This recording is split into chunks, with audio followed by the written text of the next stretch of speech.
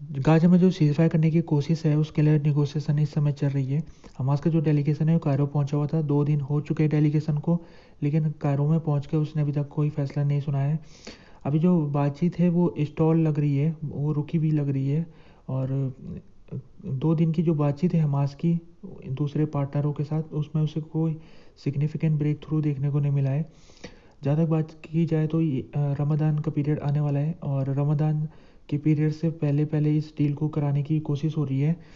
Hamas के जो leader है वो कायरो में कुछ दिन और ठहरेंगे और वहाँ पर बातचीत करेंगे। वो बातचीत उन्होंने इजिप्ट और कतरी मीडिएटर के साथ करनी है।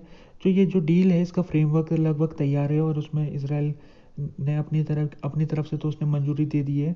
फ्रेमवर्क के तहत जो 40 हॉस्टेजेस को हमास छोड़ेगा, और बदले में इसराइल 400 फ़िलिस्तीन कैदियों को छोड़ेगा जेल से। अभी दिक्कत है दोनों के बीच में। हमास ने पिछली डील को भी तोड़ दिया था, जब उसने पिछली डील की भी ऐसी प्रोविज़न थे लड़ाई को 1-2 महीने रोकने के लिए, हमास ने उसको मानने से इनकार कर दिया था, तो वो डील भी टूट गई थी।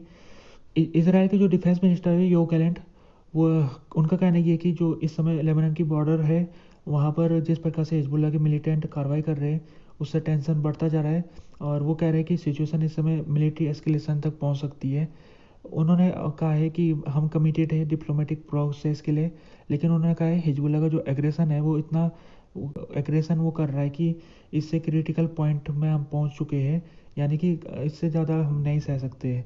और ये सब उन्होंने यूएस स्पेशल इनवाई एमोस होस्टिन के साथ मीटिंग के दौरान ये बात कही थी उन्होंने।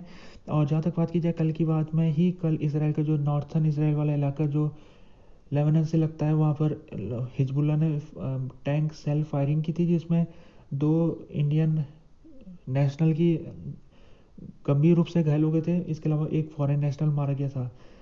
बदले में इसराइल भी यहाँ पर हिजबुल्ला के टारगेटों में ड्रोन और मिसाइल स्ट्राइक करता है। तो ये जो इन दोनों के बीच में जो टेंशन है वो बहुत ज़्यादा बढ़ चुका है पिछले कुछ दिनों में, और ये संकट लग रहा है कि कहीं ये एस्केलेशन फुल फ्लैज एस्केलेशन की तरफ ना चले जाए। जो इधर की तरफ पीस कीपिंग फोर्स है यूनिफिल, उसने भी कुछ दिन पहले वार्निंग दी थी। उसने कहा था कि दोनों पक्षों को यहाँ पर डेस्केलेट करने की ज़रूरत है और सिचुएशन को नॉर्मल बनाने की ज़रूरत है, नहीं तो यहाँ पर बहुत ज़्यादा कैटेस्ट्रॉफी हो सकता है अगर लड़ाई शुरू हो जाएगी तो ये जो हिजबुल्ला ग्रुप है ये एक सिया ग्रुप है, और ये ईरान बैक ग्रुप है। ये इसको प्रॉक्सी ग्रुप भी कहते हैं। तो इसने जब से गाजा में लड़ाई शुरू हुई है तब से इसने गाजा की जो मिलिटेंट ग्रुप है हमास, उसको इसने अपना सपोर्ट दे रखा है। और इसने कहा है कि जब इसराइल गाजा में अपनी कार्रवाई को रोकेगा तब जाके हम अपने जो अटैक है हम भी रोक देंगे। तो इससे पहले भी हिजबुल्ला और इसराइल की लड़ाई हो चुकी है, 2006 में इनकी लड़ाई भी थी, बहुत भयानक लड़ाई भी थी।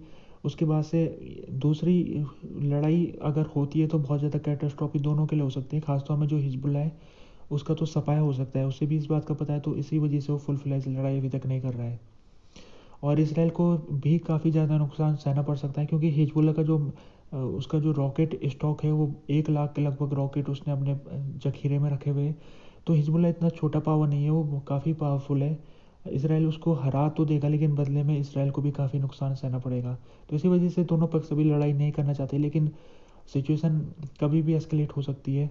एनबीसी न्यूज़ ने रिपोर्ट किया कि यूएस ऑफिशियल्स ने कमला हैरिस की जो स्पीच थी जो उन्होंने संडे को दी थी, जिसमें कमला हैरिस ने कहा था कि इमीडिएट सीज फायर होना चाहिए गाजा में। साथ में उन्होंने हमास से ये अपील की थी कि हमास तुरंत हॉस्टेजेस को छोड़े और डील को करे।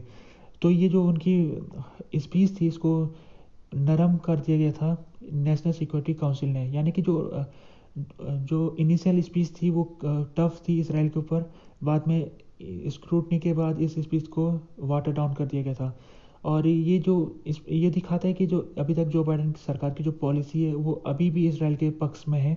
अभी इसराइल की ज़्यादा कंडमनेशन अमेरिका नहीं कर रहा है, और अमेरिका बार बार इसराइल को वो बचाने की कोशिश कर रहा है। वर्ल्ड हेल्थ ऑर्गेनाइजेशन के जो चीफ है टेड्रोस एधनोम घेब्रेयेसस, उन्होंने कहा है कि गाजा में जो बच्चे हैं वो भूखमरी से मर रहे हैं। और ये उन्होंने सोशल मीडिया वेबसाइट एक्स में पोस्ट में ये कहा है। और उन्होंने आगे कहा है कि पिछले कुछ दिनों पिछले कुछ दिनों में जो वर्ल्ड हेल्थ ऑर्गेनाइजेशन की टीम है वो नॉर्थ गाजा के अल अब्दा हॉस्पिटल और कमल अदवन हॉस्पिटल में गई थी। वहाँ जाके उन्हें बहुत ज़्यादा दयनीय स्थिति देखने को मिली। उन्होंने कहा कि पहले तो यहाँ पर माल न्यूट्रिशन बहुत ज़्यादा देखने को मिला, बच्चे भुखमरी से मर रहे इधर के इलाकों में। और साथ में उन्होंने कहा कि फ्यूल, फूड और मेडिकल सप्लाईज़ का बहुत ज़्यादा सीरियस शॉर्टेजेस है हेल्थ फैसिलिटीज़ में। रिचर्ड पीपरकोन, ये WHO के रिप्रेजेंटेटिव फॉर गाजा है, इन्होंने ट्यूसडे के दिन कहा कि सिचुएशन पर्टिकुलरली एक्सट्रीम है नॉर्थ गाजा में। उन्होंने कहा कि नॉर्थ गाजा में 6 बच्चों में से एक बच्चा एक्यूटली मालनरिश्ड है और सिचुएशन इतनी बुरी हो रखी है कि इस समय दुनिया में कोई ऐसी दूसरी जगह नहीं है जो इस जगह को स्टार्वेशन के मामले में मुकाबला कर सके। यानी स्टार्वेशन यहाँ पर इतना ज़्यादा गंभीर है कि अफ्रीका के देश को भी पीछे छोड़ दिया है। ये इनका कहना है, जैन लर्के जो कि स्पोक पर्सन है UN ह्यूमैनिटेरियन एजेंसी के।